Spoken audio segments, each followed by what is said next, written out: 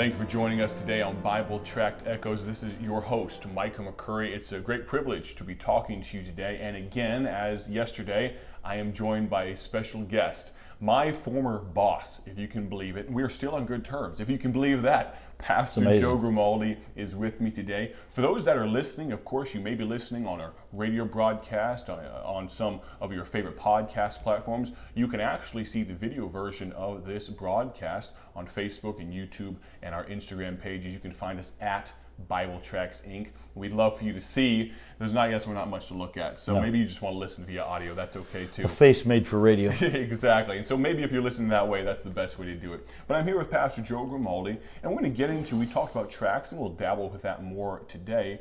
But let's talk about your background, your ministry previous to now. Okay. Well, you want me to start all the way, like when I first started going to church? Let's start from the beginning. Okay, we'll start from the beginning. Well, when I was 5 years old, my mother started taking us to a Baptist church, Calvary Baptist Church, Allison Park, Pennsylvania. Interestingly enough, my uncle, my dad's brother Johnny, had married a Southern Baptist woman, my Aunt Kim, and she heard about this Baptist church that had started. It actually started in 1960, and this would be 1964. And it was meeting in a little building less than 2 miles from my house, and she asked my mother if she would go with her to this church because she didn't want to be alone and her husband wouldn't go. So Mom made my sister and I go, and we all carted down there and went. And interestingly enough, my Aunt Kim, it was the only time she ever went. She never went back. It wasn't Southern Baptist, it was Independent Baptist. But my mom really liked it. Mom had been saved at a lady's house. She grew up on farm, and a lady had a Sunday school that met in her home. Wow. And so we started going to church. And every Sunday morning, just Sunday morning, I went to church all the time. Mom sang in the choir, and we were Sunday morning people. Somewhere along the line, as a kid, I made a decision that I don't really remember, and I do remember getting baptized. I remember the preacher coming to our house, my sister, my mother, and I, and he was using me as the illustration, lowering me down, and I thought that was funny. And we didn't have a baptistry, so in the winter, we baptized in another church. In the summer, we baptized out in a lake. And I really wanted to wait till summer because I liked the lake baptism thing because I thought that was cool. They had a stake on each side of this lake and a rope that went across, so you held onto the rope as you walked out to get baptized. And I had watched that, but I wasn't baptized there. I was baptized in another church in the winter. Grew up through my teen years, had some issues, as a lot of teenagers do. I was big in sports. That's kind of what I lived for. And I really did not, think much about church or any of that stuff. It was for sissies. And then one night, it was actually July 22nd on a Sunday night in 1973. Our preacher preached on hell. And I don't remember why we went to the special service on a Sunday night, but I knew I was lost. And I actually stood there gripping the pew and said, they were playing Just As I Am. My church, my preacher stood down front with a Bible, and they played Just As I Am, and everybody stood there with their heads bowed and eyes closed.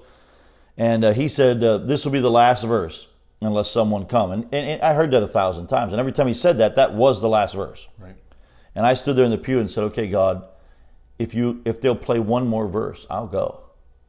And when that verse was done, our preacher said, I feel like there's somebody standing here tonight that's saying if they play one more verse, I'll come. Let's play one more verse for that person. And it scared me to death. Because for the first time in my life, I realized God actually heard what I said. Right. In my mind, he heard what I said. And less than 10 seconds after I said this to him, it came out of that man's mouth. But I still wouldn't go forward. It really freaked me out. So went home, couldn't sleep all night, wee hours in the morning and Monday morning.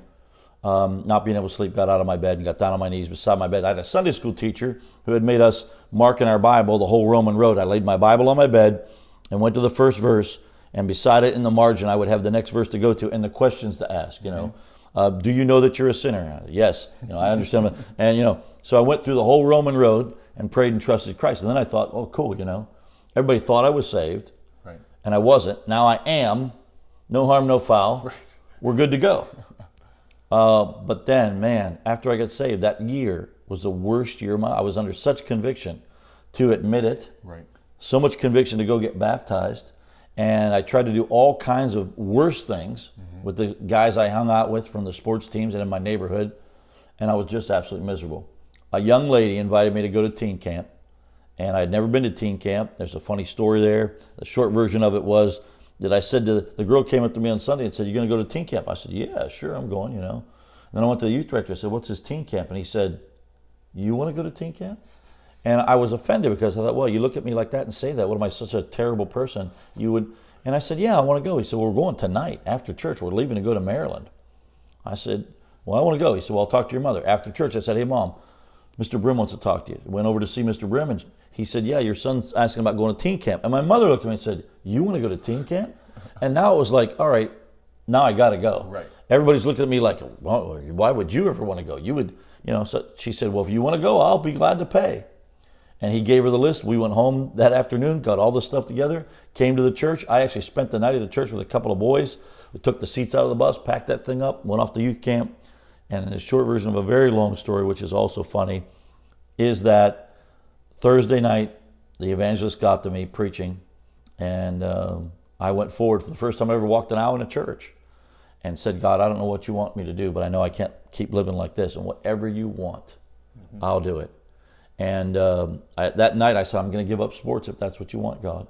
And I came back home, quit all the sports teams, started getting involved in church, got baptized, told the folks that I'd been living a lie, told them when I really got saved. And boy, that was the beginning. The next year, went to a youth conference, got called to preach. The next year, graduated high school and was in college.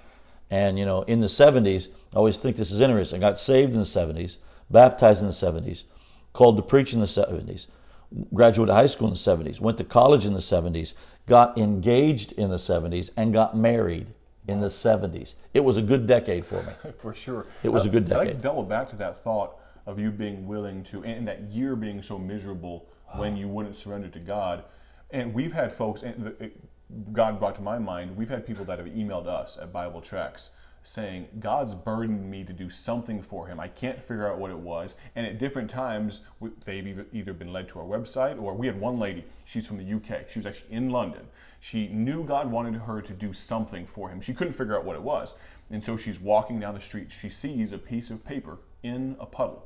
She reaches down, picks it up. It just happens to be one of our tracts with our contact information. And she took it, and I think rightly so, as a sign from God. This is what God wants me to do. If I found this tract here, then maybe I can leave some for somebody else. And we don't hopefully not in puddles. Yeah, we don't recommend just throwing them in the puddles. Not a good evangelistic style. But that thought of God will hound you. God will track you down. He has your number. He's omniscient. He knows everything, but he's also omnipresent. He can be with you all the time, reminding you that you need to do something for him. And so for those that are listening, that know that there's something more that God wants you to be doing, let me offer you an option, something that you should highly recommend. It's Tracts. Giving out just that simple witness, simple invitation. Yeah. Giving them to a cashier. Walmart, you name the place.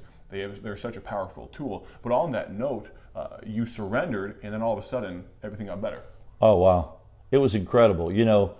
All the people at my school that I played sports with, it was hard for me to break away from them. We had been together since I started playing sports at 5 years old, and most of these guys, we all went to school together all the way through from kindergarten.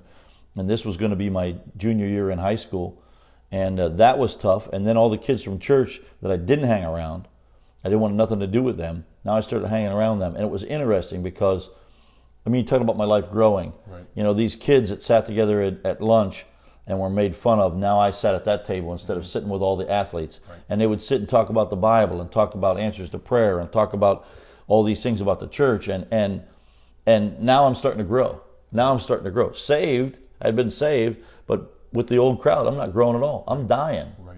And miserable. Trying to make myself believe I could be saved, a get out of hell free kind of card, and do everything that I wanted to do in the world and be happy. And now there was no happiness in it. Recipe for disaster. Yeah, it really was.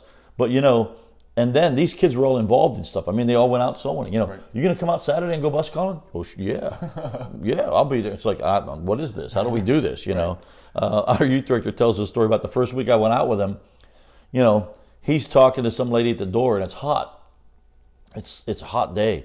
And I'm bored. So I backed up probably, 20 yards to the end of the property, and there was a tree, a shade tree, and they had a split rail fence. And I'm sitting on the ground, feet straight out, leaning against this post in the shade while he's talking to this lady, witnessing this lady at the door. I'm the silent partner. Right. He said, just come with me and just stand there, and don't say anything. Okay, I'm cool with that. I can do this. Well, I couldn't even do that because I wandered away. Well, I'm sitting under this tree, and a kid rides up on his bicycle. He says, what you doing? I said, I'm just, staying, out of the sun, just trying to relax here. And he said, no. He said, the guy, are you with him? Yeah. I said, well, and I was the guy holding the tracts. I said, we're out from our church, and we're inviting people to church and give them these things. I don't even know what they're called. Right. He said, can I have one? Sure. So I handed him one. So he's standing there, straddling his bicycle, looking at this tract. Another kid, 2 kids, I think, pulled up, friends of his, said, what are you doing? He said, this guy's out here from his church. He's got these little booklets. You guys want some? Yeah. So they got them.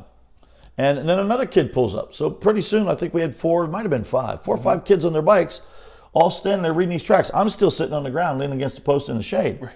And the kid's reading this. And he says, do you believe this? And I said, yeah, I think. I said, I'll be honest, I don't even know what it says. Here, let me take one. And I start reading it with them. So I'm reading it, for all of sin to come short of the glory of God, and everybody's a sinner. Yeah, I do believe that. Right. And reading, there's a price for our sin. The wage of sin is death. You believe that? Yeah, I do believe that. Mm-hmm. So we're all reading it together. And we get to the end of the tract, and the kid says, well, should we pray this? Says, here's a prayer for you. And I said, I guess. And they said, would you help us? I said, okay. So they all bowed their heads, and I said, look, keep your eyes open. Just let's read it together. And, so we read in unison the sample prayer. That's awesome. So I'm thinking, okay, whatever. I don't know what's going on with this whole deal. We get back to the church, the day's over, Sunday comes and goes, Sunday morning. Sunday night, they had testimony time. Mm-hmm. And I'm sitting up with the teenagers. And they call on my youth director to give a testimony. He stands up and says, yeah, I went out. He said, I just want to thank the Lord. Went out soul winning yesterday, bus calling for the first time. And young Joe Grimaldi came with me. It was his first time out. He said, I was talking to a lady at the door, witnessing to her. And I turned around and Joe Grimaldi was starting a church. Amen. He had all these boys bowing their heads on bicycles praying. And I'm thinking, man, I was just trying to get out of the sun. I wasn't intentionally trying to do anything. I just happened to be sitting in the right place at the right time, and I had a tract in my hand. Absolutely, and that reminds me. And they wanted to know what it was. One of the ethos of Bible Tracts, I think, laid down by Paul Levine, of course it's biblical, is this, and we'll wrap up here shortly, but the power of the gospel is in the word, meaning the Bible, absolutely, not the worker. And for those of you that are listening right now, let me recommend for you, get some of our tracts off of BibleTractsInc.org, our website. Our announcer will be on in just a moment to tell you more. But get a sample packet and realize that you were, 15, 16? 15. 15 years old, a young man who didn't know what he was doing, was able to lead 4 or 5 young men to the Lord. Take that as an example and application for you. BibleTractsInc.org, our announcer will tell you more. I'm enjoying this. Join us tomorrow for more.